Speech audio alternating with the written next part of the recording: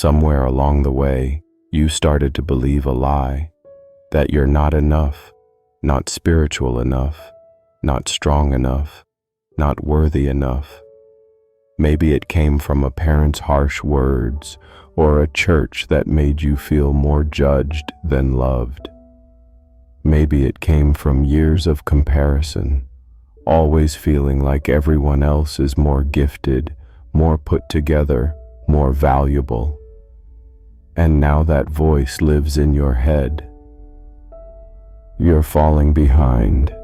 You don't belong. You'll never measure up.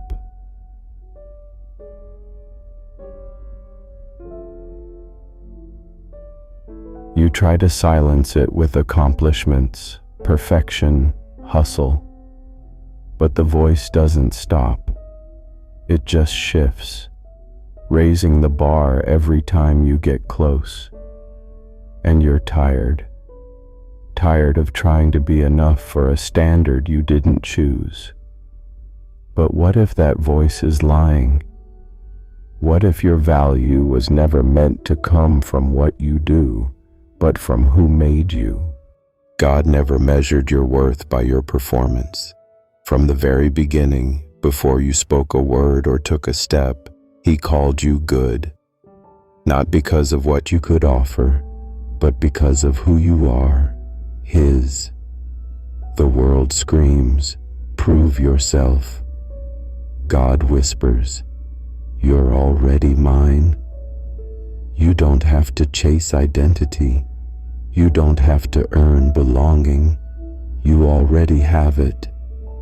The lie says you're not enough, but the truth says you're chosen, known, deeply loved, not some future version of you. You, right now, even with your insecurities, even with your doubts, even with the things you haven't healed from yet. God's love doesn't wait for your confidence to catch up. He sees you through the lens of His own grace, not your inner critic. And He's not asking you to become someone better. He's asking you to remember who you already are in Him. You've spent so much energy trying to become enough that you've forgotten you were never meant to earn what God already gave.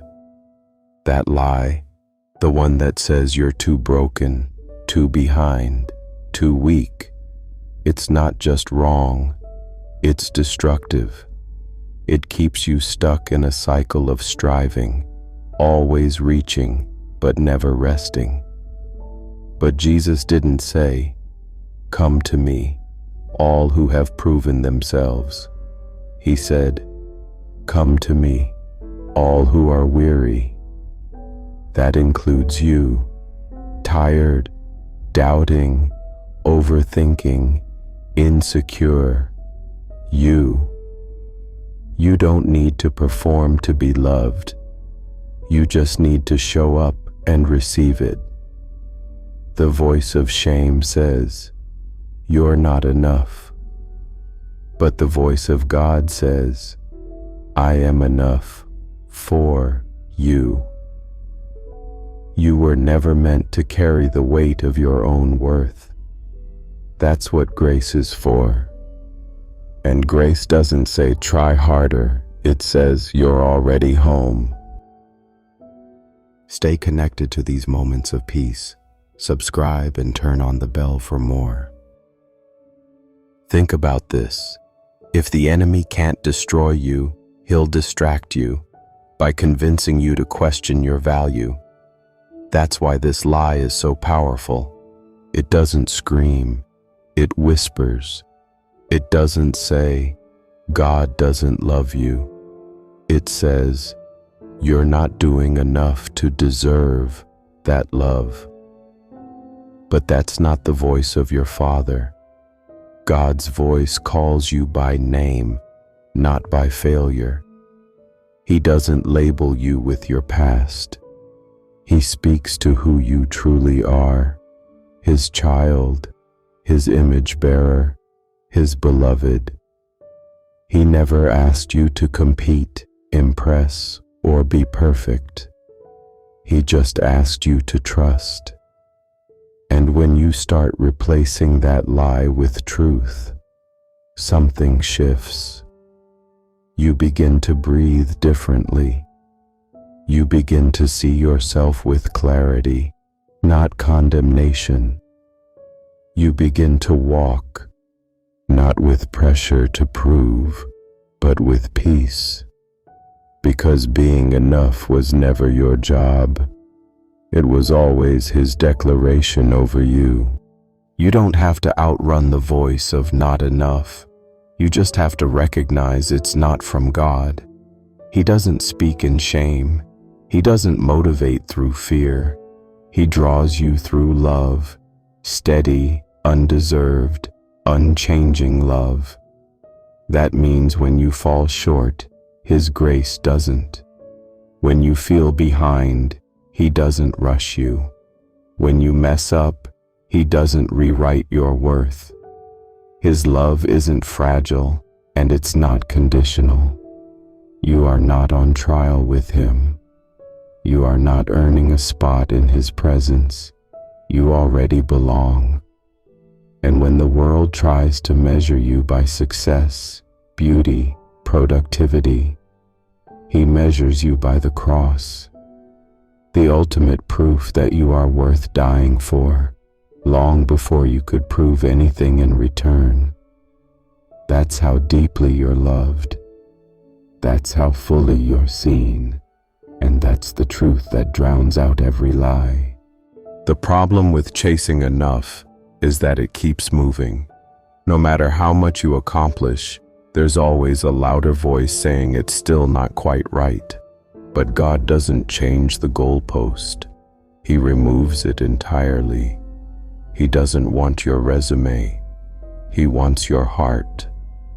When He looks at you, He sees more than what you've done. He sees who He made. And nothing can undo that design. Not failure, not fear, not what others said about you. You were created in His image, not by accident, not as an afterthought, but with intention. Every scar, every detour, every unfinished part, it's still part of the masterpiece. God doesn't wait for you to become more to love you. He already does, fully. He doesn't love a future version of you.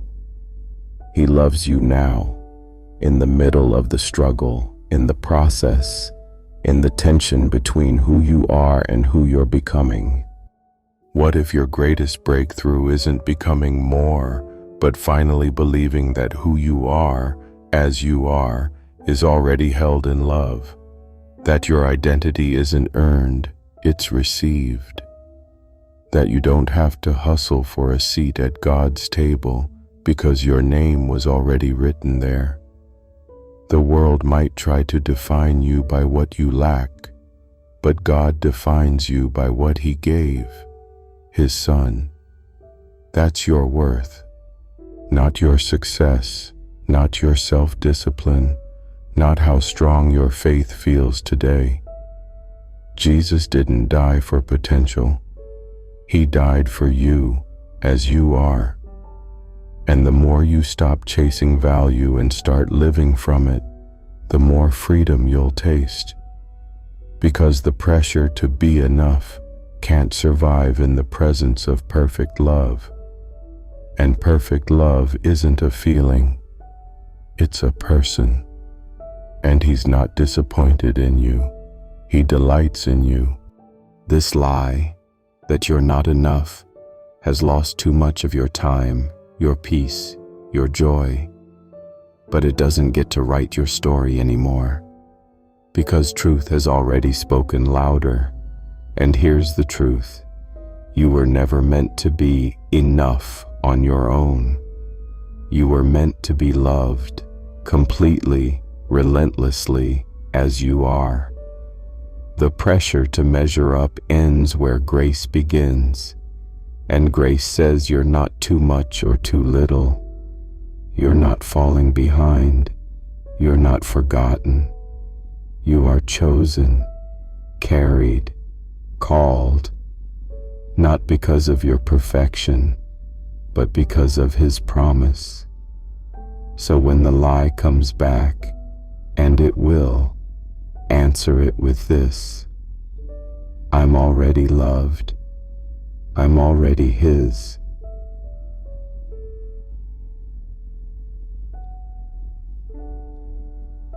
That's where the striving ends. That's where rest begins. What's one lie about yourself that you've believed for too long? And what truth do you need to replace it with today? Drop it in the comments. Someone needs your voice to silence their own lie.